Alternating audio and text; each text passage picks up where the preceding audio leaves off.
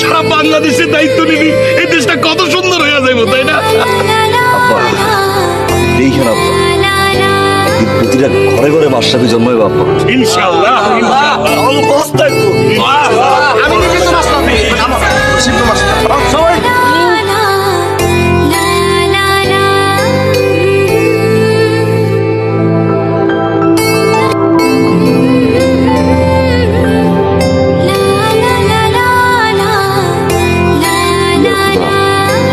আমার বসের নামে কোরআনের কথা নামাজ পড়লাম, তুমি আল্লাহ কবুল করে নাও।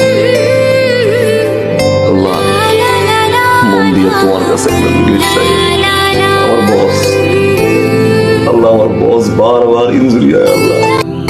একটা মানুষ একটা দেশে কত ভালোবাসলে আল্লাহ, এতবার ইনজুরি হওয়ার পরে ভালো লাগছে আল্লাহ। তুমি আমার বসে ভালো করে দাও আল্লাহ।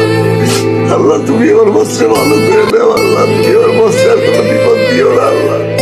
আল্লাহ যে মানুষটা বলো তো বলো, যে মানুষটা তো দেশের তো ভালোবাসে আল্লাহ, যে মানুষটা তো দেশের মানুষের কথা আল্লাহ এত চিন্তা করে আল্লাহ, তুমি তোর বাবা ভালো করে দাও আল্লাহ। তুমি এই মানুষটা আর কোনো বিপদ দিও না আল্লাহ। আল্লাহ দরকার পড়ে তুমি আমার পিঠে পাল হয়ে যাও আল্লাহ।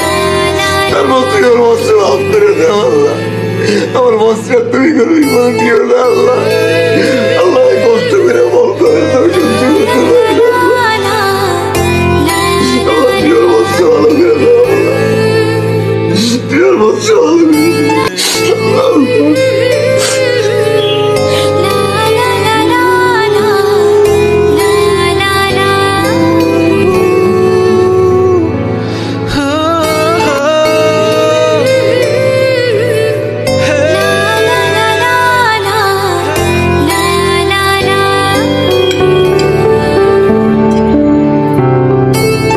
খা বাবা,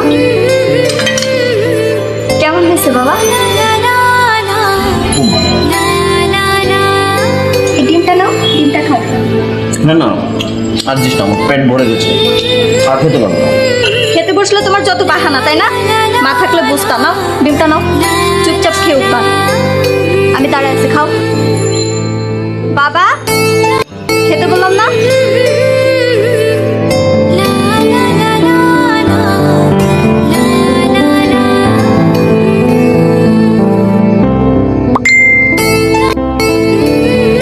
তুমি একটা গোলাপের স্টাইল কি এসএমএস করেছে মা?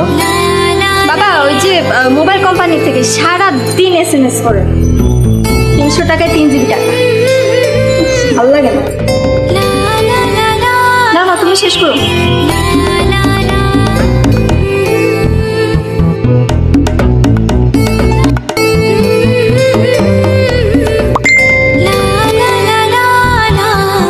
আবার বাবা, আমি দেখছি, তুমি খাও, খাও শেষ করো।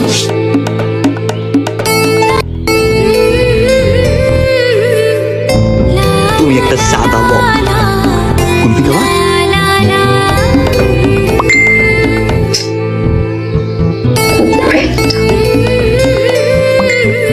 কেউ কেউ তোমার কি আসলে লজ্জা শরম নেই? বসের ফ্যানদের গলি জানা